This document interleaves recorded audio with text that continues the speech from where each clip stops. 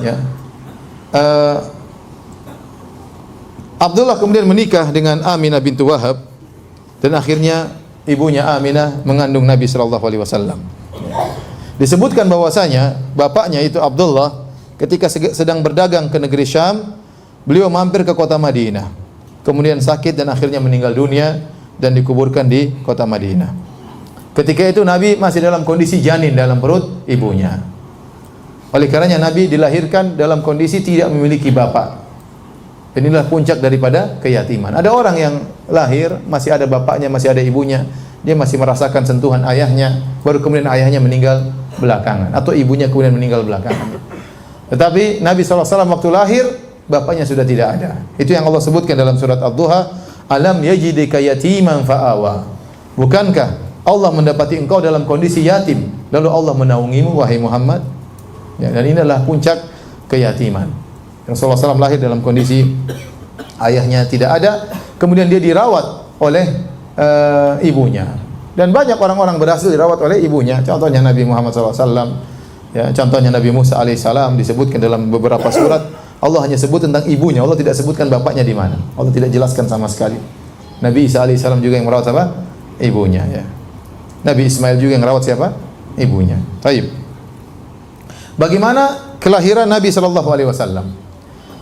Datang riwayat-riwayat yang lemah yang menceritakan tentang keajaiban kelahiran Nabi SAW. Tapi riwayatnya semuanya lemah. Di antaranya disebutkan Nabi waktu dilahirkan dalam kondisi tangannya langsung lahir, langsung keluar dari perut ibunya dalam kondisi bersandar seperti ini, melihat ke atas. Tapi hadisnya lemah. Demikian juga ada sebagian hadis disebutkan Nabi dilahirkan diletakkan di atas batu, dikasih kain, tahu-tahu batu tersebut pecah. Ini juga hadisnya lemah. Ya. Kemudian disebutkan juga waktu Nabi dilahirkan oleh ibunya pakai jimat-jimat di tangannya. Tahu-tahu jimat-jimat itu semuanya putus. Bagus hadis ini, tapi hadisnya juga apa? Lemah. Kemudian juga dalam riwayat yang lemah juga, ibunya tatkala melahirkan tiba-tiba dia melihat dalam mimpinya ada yang mengatakan namakan anakmu dengan Muhammad, tapi hadisnya juga lemah. Demikian juga disebut dalam hadis yang lemah, waktu Nabi SAW lahir, maka istana kerajaan Persia bergetar.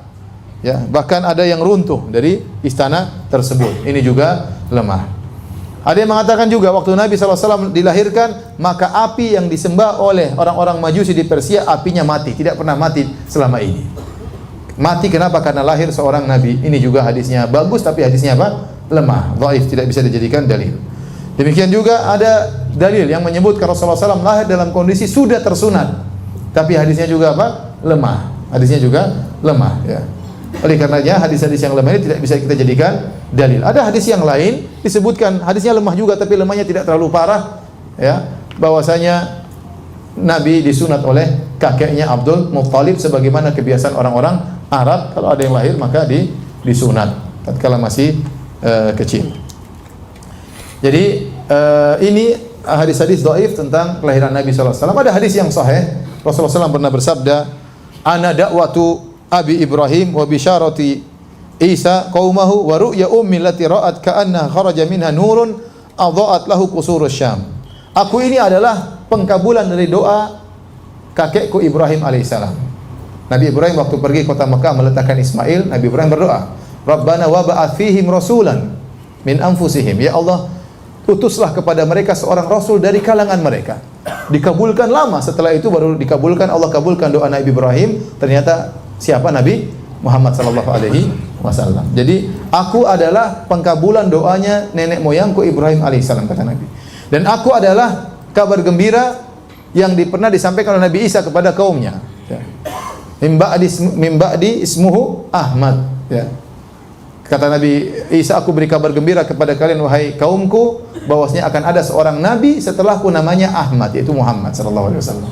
Dan ini kata Nabi sallallahu alaihi wasallam yang ketiga, aku adalah mimpi ibuku. Waktu ibuku melahirkan aku, dia bermimpi ada cahaya keluar dari tubuhnya kemudian menerangi negeri Syam, menerangi negeri Syam. Ya, ini hadis yang sahih tentang kelahiran Nabi sallallahu alaihi wasallam.